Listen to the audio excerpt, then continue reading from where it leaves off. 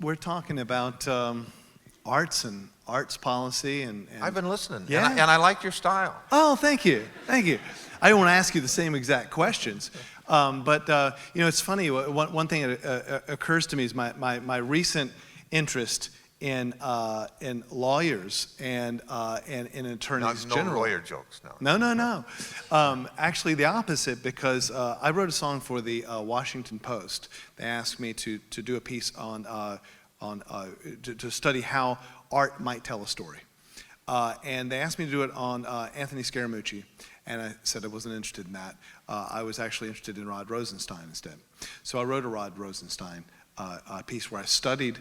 I've seen more footage of him, read more of his speeches, and learned more about his cases than his mom probably. I really took a long, and came up with an incredible respect for attorneys general and for lawyers in general, and got the chance to meet Mr. Rosenstein recently, and our joke was that Art had to be his defense attorney in this case, because and he had my lyrics up on this wall, which I thought was really nice, and it was telling a story through art about what lawyers and bureaucrats have to do and how important that is when they can't speak for themselves all the time. You have to stick to the facts. You're not grandstanding. A lot of limitations, yeah. A lot of limitations. So I found it interesting that Art was sort of coming to the defense, because I spent a long time making his case about rule of law, and it's not something that I knew that much about.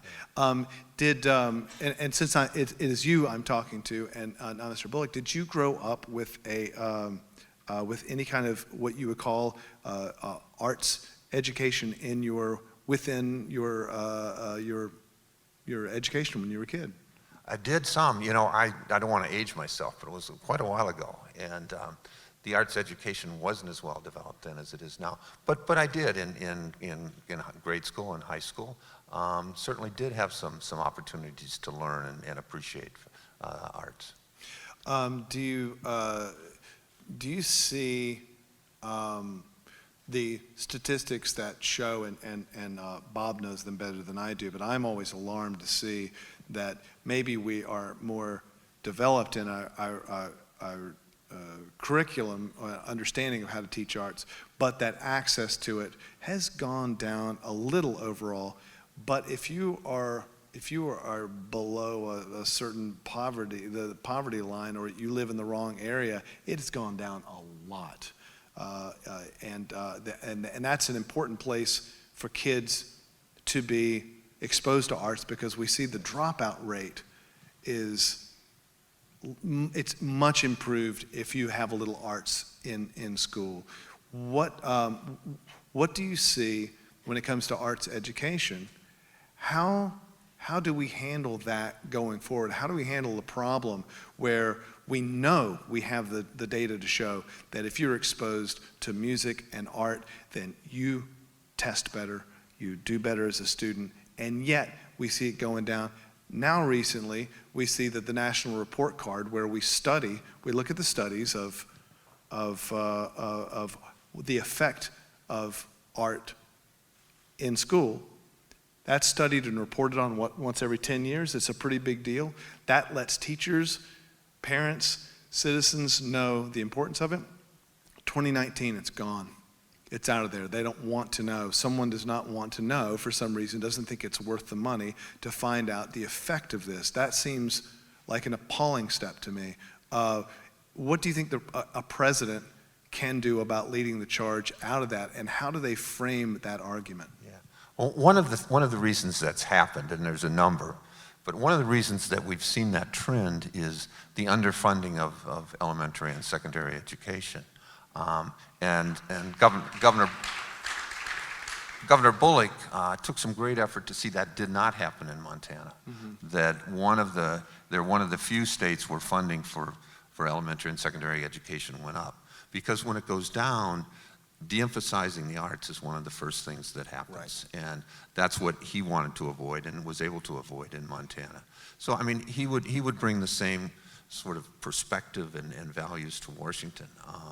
would both look at the funding and also, be the advocate for the arts, and particularly for appreciating arts. And one of the great qualities is that he connects with people. And if he were president and when he was out at schools, he would talk about the arts and he would connect with people and relate to people. So I think that's some of the things that Steve would do. Have you seen the governor stump at all with arts as part of the? I mean, I ask that because I can see how difficult it is with all of the issues we have to deal with all the places money needs to go. I understand people's attention span for the arts is very little, but it's such a huge part of the economy and such a huge part of morale. I mean, look at what it's part of our fabric, Yeah.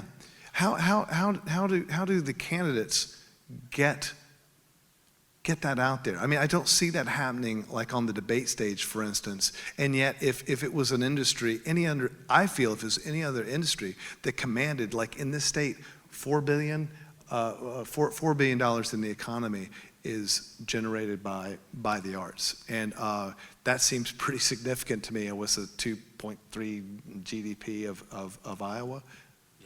Yeah, that would seem significant enough to get it a little bit of time out there to discuss now. Have you seen the governor speak on this?